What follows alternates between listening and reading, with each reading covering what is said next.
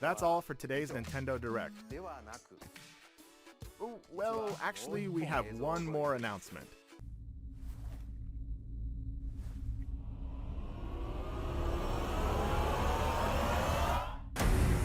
Obviously, the environment down here is all salt. The ceiling's salt, the floor is salt, the walls are salt, and to an extent, the air is salt. And you breathe that in, and you can constantly taste the salt. Yeah. We're all upset about the lack of Fire Emblem Switch news from the most recent Nintendo Direct, but I think this is a good thing as it allows for a little bit of self-reflection because, let's be real, have you really thought about what you want on FE Switch in any detail? It's confirmed to be a brand new game, so hoping for the Elite games to be merged under a single title, or for a remake of Genealogy, doesn't really make any sense, as fun as those games do sound. Now, these are 10 mechanics I would like to see implemented into FE Switch. I don't expect all of these to make it into the game, but if I were given the ability to add just one of these aspects in, these would be my choices if I had to rank them. In all honesty, I don't think it would be possible to make a cohesive game that has all the elements I'm mentioning in this video into a single Fire Emblem game, but a man can dream, right? Anyways, with all that out of the way, let's look at my top 10 mechanics I want for FE16.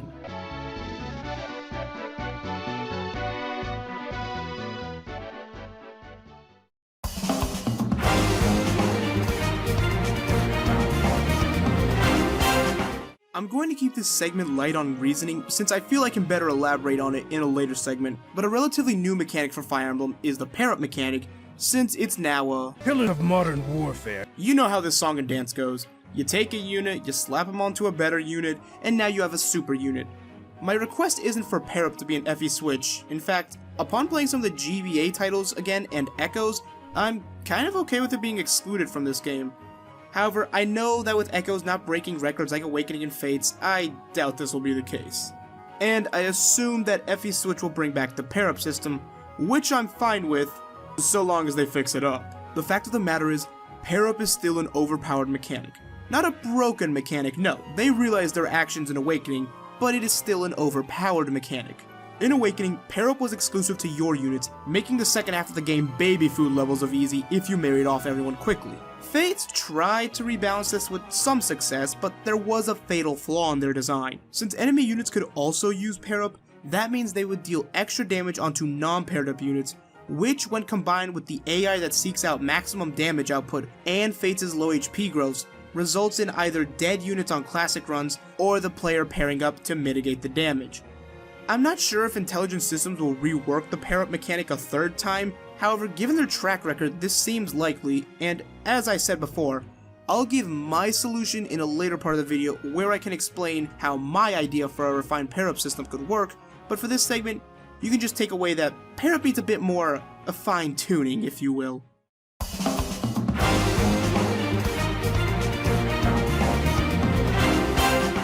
For as much flack as I give Radiant Dawn because its attempt at telling an epic tale failed to engage me in any way, supports being reduced to stat boosts and cookie cutter one-liners, and the worst plot device in series history, yes, I think this is worse than the plot orb, I can admit from a gameplay perspective, it did many things right. Tier 3 units, promotion upon hitting level 21, and the entry for this list, the Forge. For the love of Ashera, actually, fuck that hoe. For the love of Naga, please give us Radiant Dawn's Forge again. I need that in my life. For those who don't know, the Forge in Radiant Dawn work differently from the Forges in Awakening and Fates. Instead of taking a weapon in to get extra stats, or the stupid mechanic of fusing weapons, in the Telia series, you go to a Forge and, well, forge a weapon. You start with a base weapon like a regular old iron sword, then proceed to upgrade it to be as powerful as you want, so long as you have the cash for it. Now, I know this will need to be rebalanced seeing how Fire Emblem no longer uses weapon durability, or maybe they'll bring it back, who really knows, but the best part about this mechanic was the coin. Coins could be traded upon completion to get an additional stat buff to your weapon that ranged from extra crit, extra hit, a might buff, or any combination of the three, and it was immensely satisfying putting those worthless things to use. Now, in the Japanese version of Radiant Dawn, you needed materials to forge weapons, which I think is what Fates was making a callback to with its Forge, but it was so bad an idea that it wasn't in the international releases of Radiant Dawn. However, I would not mind a resource system like Fates, where you trade in items and money for buffs like extra hit or crit like before, but expand the options so that you can even give things like effective damage or stat buffs when equipped to these weapons. there's a lot of untapped potential that I would love to see implemented in a rich system on FE Switch.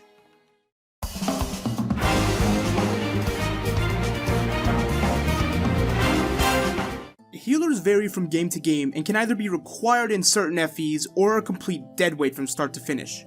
You don't always need a healer, but could need something else like locking a unit in place, reducing their stats, or quick transportation across the map.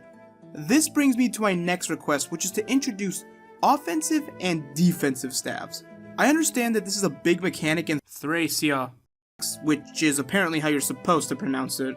I like this idea, as in my replaying of Fates, I realized how versatile staves could be in their effects, but I also realized that in Echoes, there is even greater potential there as well.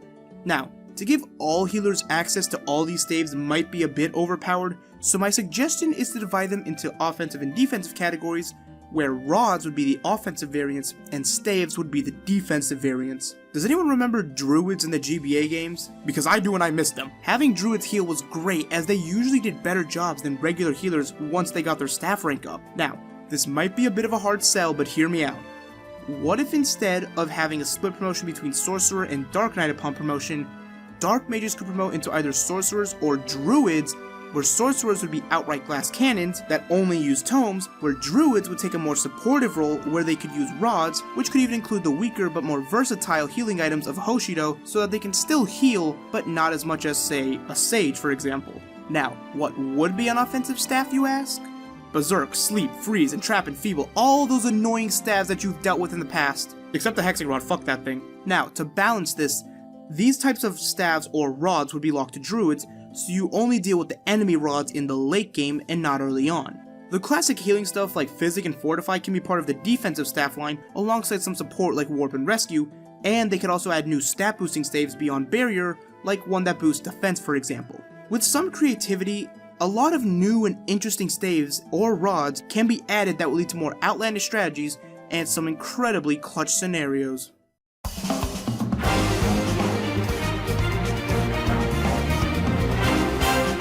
Alright, this next part's probably going to be the worst part of the video because it's going to be completely unscripted, because number 7 thing I want in FE Switch is a new weapon triangle.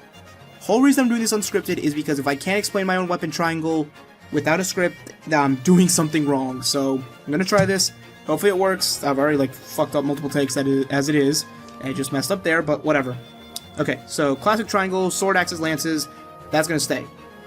In terms of the modifiers, for D and E rank, I'm going to have plus 10 hit or avoid, so axes will be 10% less accurate, or rather they lose 10 points, so instead of having 75 hit, you go down to 65 if you're wielding axe against a sword, and then swords will go up from, say, 85 to 95 at D and E rank. At CBA rank, it'll be a 15% hit avoid modifier with an extra point of damage, so axes will deal 1 less point of damage and have 15 less hit and avoid against an offensive, or rather the defensive I guess in this case, sword unit.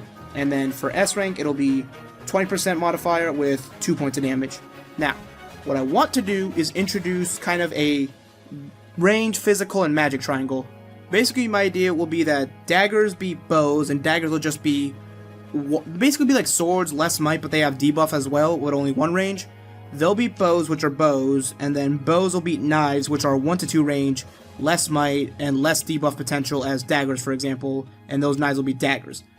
And all those things will be effective in their own triangles, so daggers will have the same buffs I just mentioned against bows, bows will have the same buffs against knives, and knives will have the same buffs against daggers. Now, what I want to do is have it so that this range physical triangle can also affect other things in the triangle, so that, say, a dagger goes up against an axe. What will happen is that since they more or less follow the same triangle rules, the weapon triangle advantage will be there, but it will be halved since it's not specific to the thing. So the classic triangle, which I'm just going to call the melee triangle, will only be half as effective against things in the range physical triangle, or I guess the range triangle.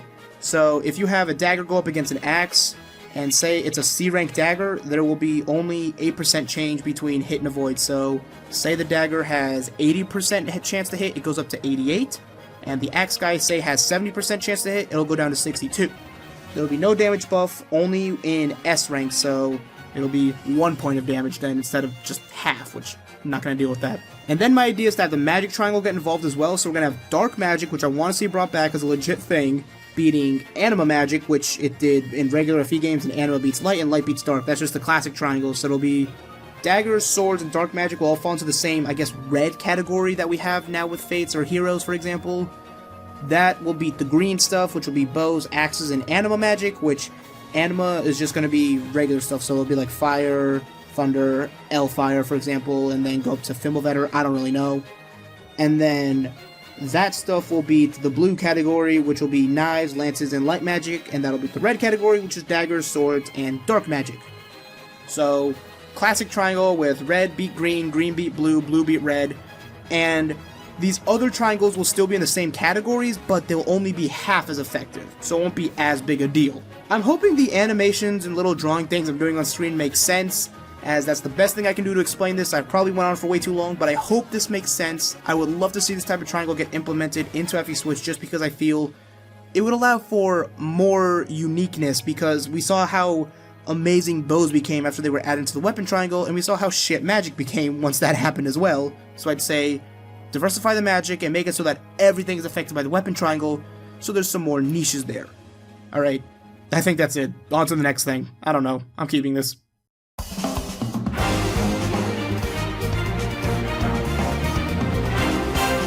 Skills are an interesting mechanic. They vary from game to game and can be absolutely broken to the point where they should just be named lethality, or they could be completely underwhelming. I think the game that handled this best was Radiant Dawn, as the skill circle in that game was incredible. Yes, all the promotional skills were horribly overpowered, but newer games have since remedied this, which is appreciated.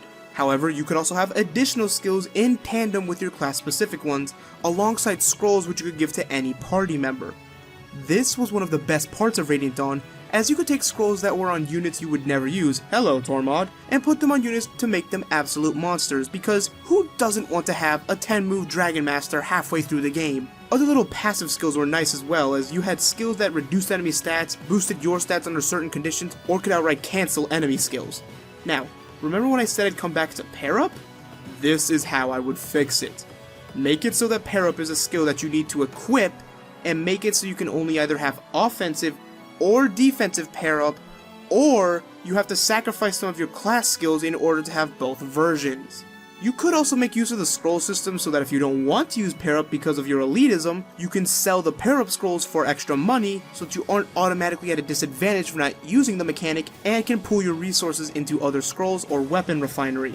This is how I would implement pair up in FE Switch, but it would only be a part of the system, as they could add additional skills like looting enemy weapons upon defeat with the skill proc, or making unique personal skills that take up no points in the unit skill circle, like dealing extra damage when a female unit is adjacent. If Radiant Dawn could have this interesting a system back in 2007, why can't we have a new one in 2018?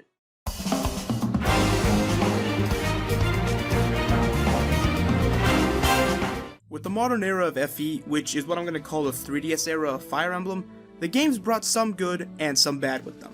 One of the best additions was increasing the number of supports a unit could have past 5. Yeah, Awakening was the first game in the West that didn't limit how many people you could support with, and it was great. However, there was a limit placed on your supports through S supports because of child units, as naturally, we can't promote polygamy in our good Christian games. No sirree, this is squeaky clean Nintendo family friendly wholesomeness we're talking about here. Also, that would break the game entirely. Now, to give credit where it's due, Awakening did handle child units well enough. Time travel shouldn't be relied on as a crucial plot point, but it was handled well enough if you use multiverse theory. In Fates, however, it was completely forced and only added in because of its popularity in Awakening, completely ignoring the fact that there was no narrative justification in the plot for this, and only added filler maps that I'm grateful I could use as grinding and conquest.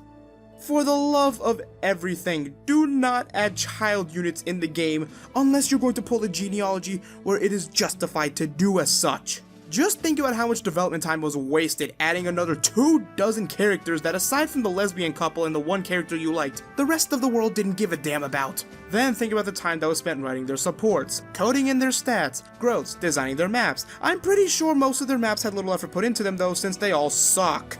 The reason I put this at number 5 is because I think that Intelligent Systems got the memo with how poorly the child units were received in Fates, so I feel like they won't make a return in FE Switch. But this is a company that works for Nintendo we're talking about here, and that means nothing is sacred.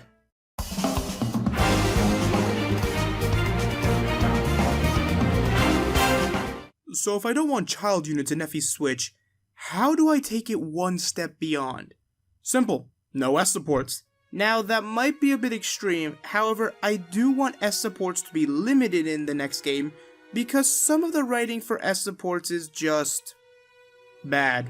Take a character like Azama for example. The man's supports consist of him trolling the ever-loving shit out of the person he's in a support with the other character being completely pissed at him, only for Azama to admit he's acting like a third grader and only trolls because of love, resulting in all animosity towards him dissipating immediately, and the two somehow having a child.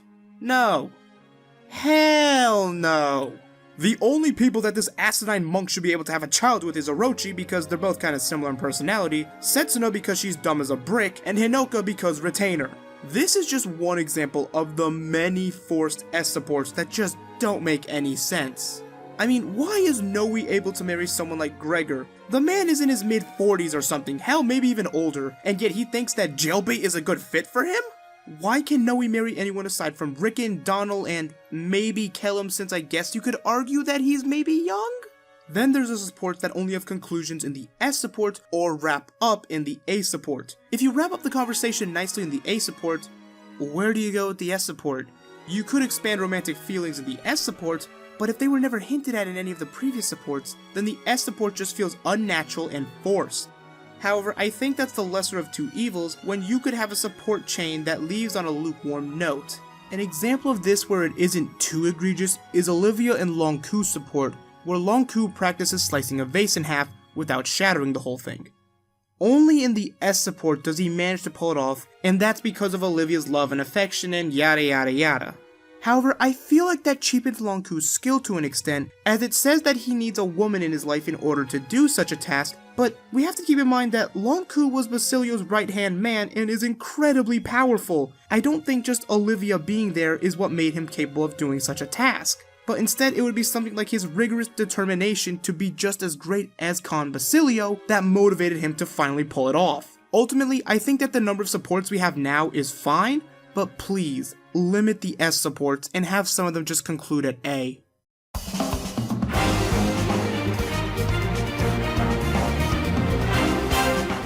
Again, I'm not the biggest fan of the Telia series. I mean, Ike is overrated IMO, but he was fun as hell to use in Brawl, and if you like Ike, more power to you. But the mechanics in these games are just begging to be used again, since this is technically the first console FE in over 10 years. I say it's time we bring back the best feature in the Telia series, bonus experience. The Telius games easily gave the best solution to incentivize players to not use turtling strategies, since they are usually the optimal strategy for any chapter, by implementing bonus experience. Instead of giving you a promotional item or a lame weapon that you might not even use, these games motivated you to clear the map as quickly as possible by offering you extra experience that you can give to your units. The only problem I see with adding bonus experience is the fact that you have to balance supports and bonus experience, since the Telia solution for this was limiting supports by removing support or love points and having the requirement for unlocking a support be simultaneous chapter deployment. Basically, you need to have the two characters you're trying to support be on a certain number of maps together before you can unlock the next level of their support. But I don't think that this is a big issue, as Radiant Dawn implemented bonus experience and used a points-based support system, and aside from the actual supports themselves, it worked just fine. Bonus experience adds tons of replay to FE games, since you can try out other units you would have never otherwise considered, adding for many more diverse strategies on repeat playthroughs. So long as the game properly balances bonus experience and takes it into account when designing maps, I think this would be a much welcome return to the next Fire Emblem game.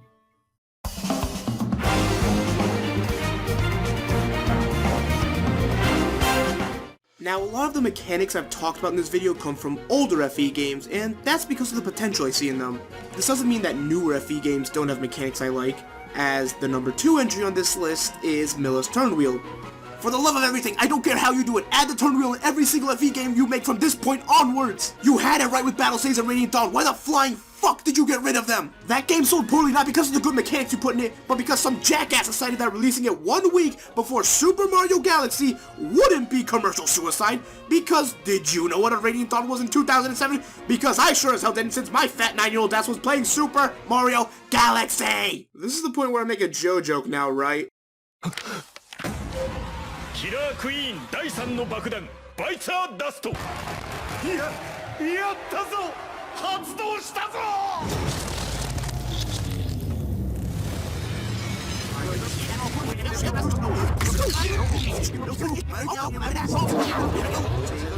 As the number 2 entry on this list is Miller's Turnwheel. Miller's Turnwheel. It's not 1990 anymore. Just give us player convenience, okay?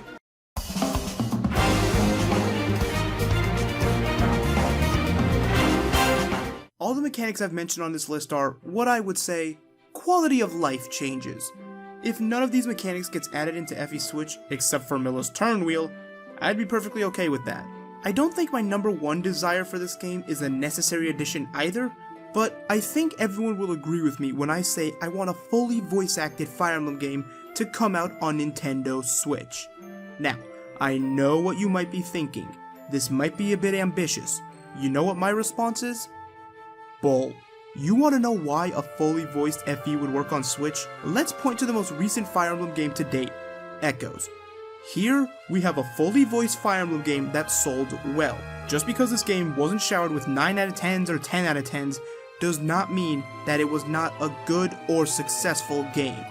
This game was announced just 4 months before its release, and you would be mad to think Nintendo didn't know what they were doing with this. They didn't give this game as much marketing as Awakening or Fates because they weren't planning for it to be a big release, since they're focusing on this thing, oh, what was it called again? Oh yeah, the Switch? Then you have the whole "it sold worse than Shadow Dragon" argument, which makes no sense when you look at the fact that 80% of the initial shipments of this game sold in the first week in Japan. No company would look at those sales and call it a failure. This was an experimental project for Nintendo that was smaller in scale, but not in quality. I believe that Nintendo wanted to see if a fully voiced FE would work, and you'd be out of your mind if you think selling over 500,000 units worldwide isn't a commercial success when Awakening only needed to sell 250,000 copies in order to keep the franchise afloat. So yes, a fully voiced FE game would be a good idea. How about a fully voiced Switch game? I mean, surely there isn't a game out there that has dozens of hours of content and is fully voiced. There's no way that such a game could possibly...